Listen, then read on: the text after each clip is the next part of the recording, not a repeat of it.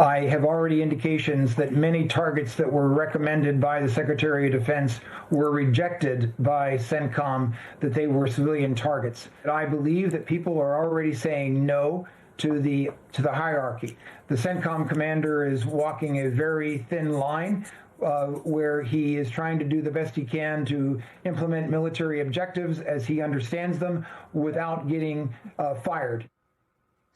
Retired Army Major General Randy Menner telling MS Now that military officials have said no to targets in Iran recommended by Defense Secretary Pete Hegseth. Hold that thought, General Herdling. Anything you can add to this? Yeah, Mika, this is not a surprise to me. Anybody that's been in a room where a kinetic strike package has been put together, a time-sensitive target or a strike package, understands what goes into it. It isn't just issuing orders to hit something. You do an assessment of the target. You look at the dangers around that target. You look at the potential for collateral damage to civilians. You look at the effects on your operation and the military you're fighting against. It isn't just hit all these things and everything's going to be okay. There are commanders in the room, intelligence officers in the room, and legal advisors in the room when these strike packages are being put together. There's no doubt in my mind, Randy Manners is exactly right, that you're going to get pushback at the Secretary of Defense level if you tell someone to strike something that hasn't been assessed. And that's what the commanders, the CENTCOM commander, Admiral Cooper's job is.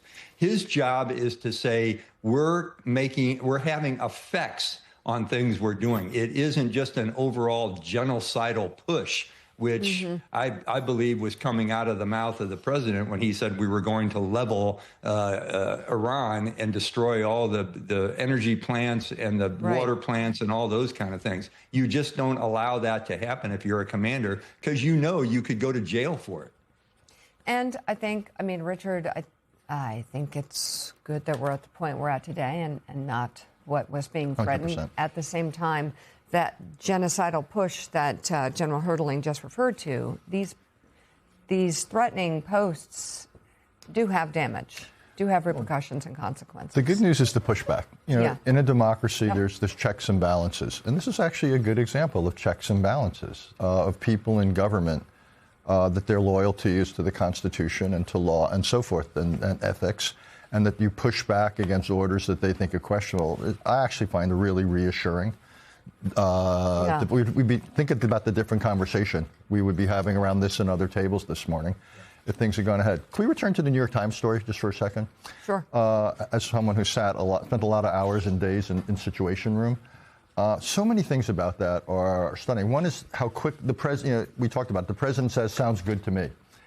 Once presidents speak up in a meeting, the conversation's over, because then people are going to be, in most cases, particularly in this administration, reluctant to challenge them. I remember George H.W. Bush, when we were having debates about how to react to the Iraqi invasion of Kuwait, specifically held back. He wouldn't say what he wanted. He wanted to hear what everybody else had to say. This is a president who doesn't. Second of all, think about it. The lack of expertise in the room. There wasn't one person in that room who had direct familiarity with Iran. People weren't saying, well, what about the Iran-Iraq war? What lessons are from that? Or is regime change really a serious possibility, given all these institutions that have developed over the last 48 years in Iran? No one said that. The fact that they were having this meeting after the Israelis came in, basically played the president and said, you can be a great historical figure if you do this, and that we weren't prepared for that.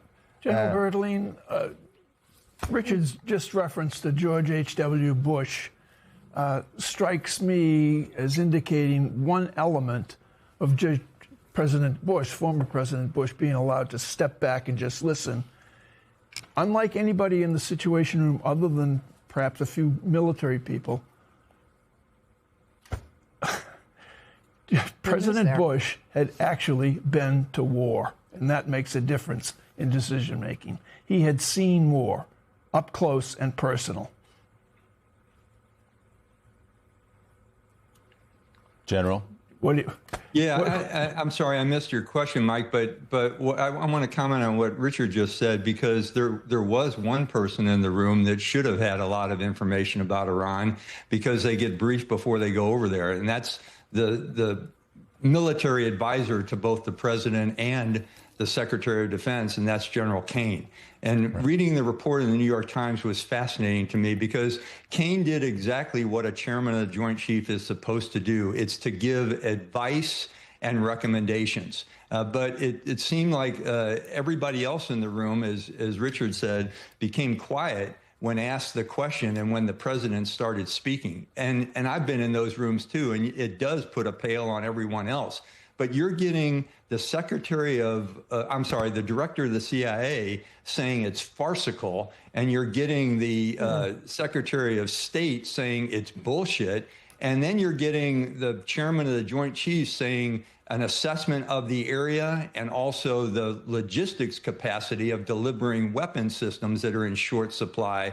And then you have the president saying, well, it's my gut telling me that we should do that. Boy, there should have been a whole lot more pushback, but you can understand the Maggie Haberman piece is giving it from a view of very limited information, probably leaked by someone in the room, and we can all guess who that is based on who comes out the best in this reporting, and saying, well, it was the president's gut. It does quash all of the conversation. But I got to tell you, from the standpoint of what I read about what the chairman did, he has a lot of information because he has an entire staff in the J5 that can tell him all the cultural dynamics, and in the J3 of the Joint Staff, they can tell him the operational dynamics. And he goes over to that Oval Office meeting, and I'm sure Richard will reinforce this, with a huge book about everything regarding the area.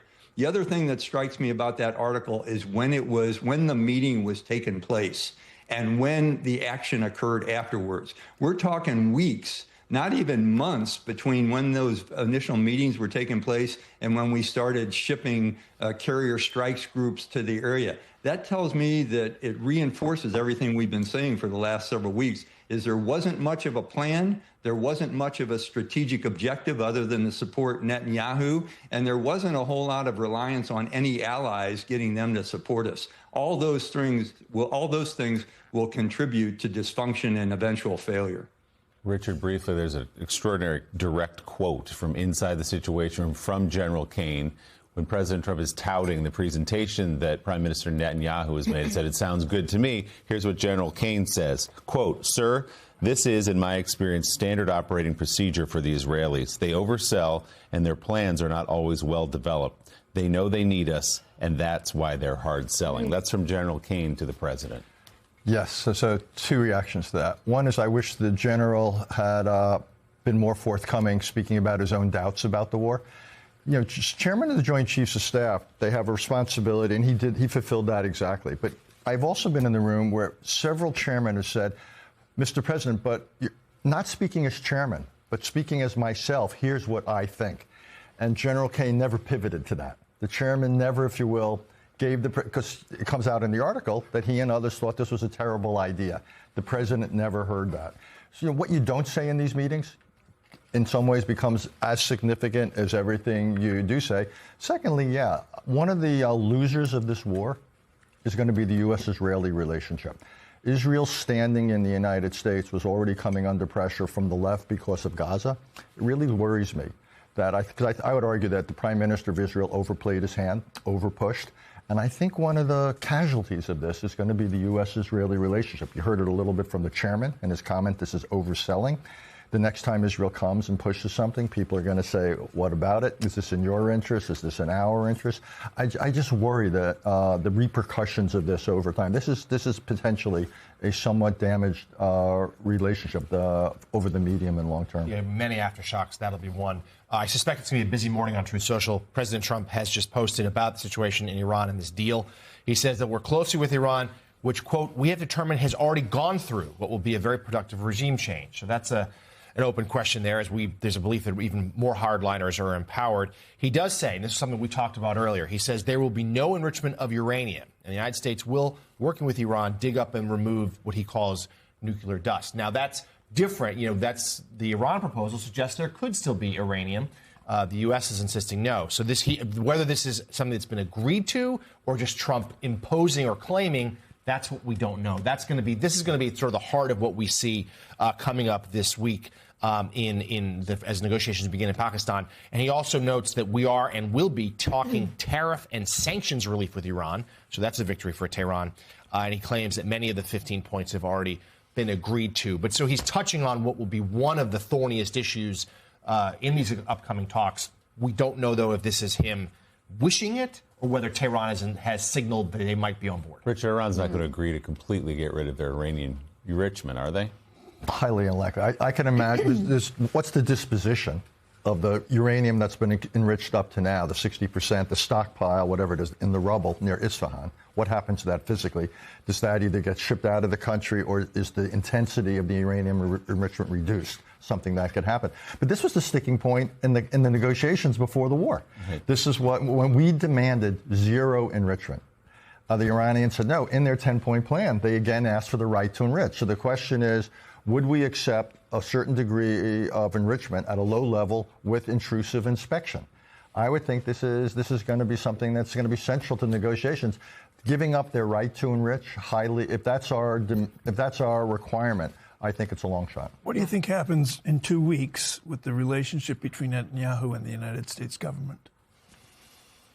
Look, Netanyahu needs to portray the relationship as excellent. He's facing an election this year. And he basically has the endorsement of Donald Trump. Donald Trump is very popular in Israel, at least was before this war. So my guess is the Israelis are going to try to make it look like there's no daylight whatsoever. I think there's going to be some questioning at this end. I think it's going to be a more problematic relationship here than it will be in Israel. And the Trump repeatedly saying there's been regime change in Iran does not make it true. Of course, the theocracy there is still in place. General Hurley.